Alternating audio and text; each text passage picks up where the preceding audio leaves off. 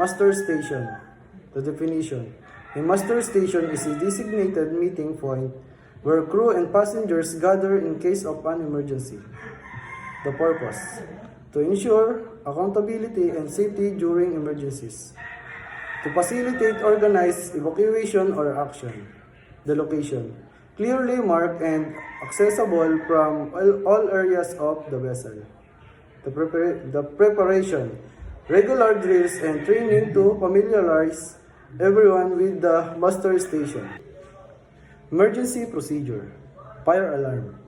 Action. Proceed to muster station calmly. Check. Ensure doors are closed behind you and avoid using elevators.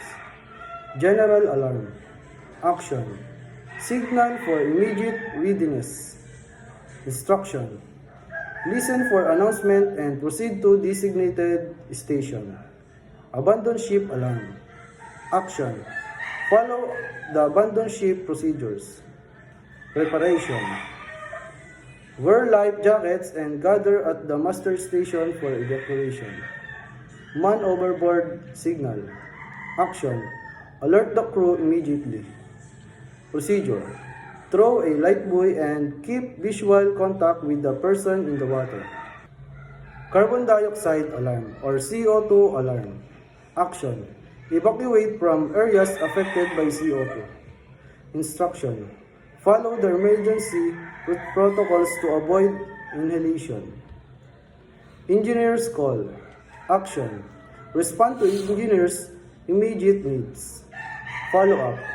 Ensure systems are monitored and secure. Cargo hold flooding. Action.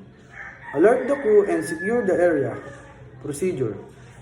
Activate bilge pumps and follow emergency flooding protocols. Pollution prevention. Action. Identify source of pollution. Procedure. Contain the spill and notify the appropriate authorities. Engine room flooding. Action. Initiate emergency procedure immediately. Response. Ensure the crew is informed and take steps to prevent damages.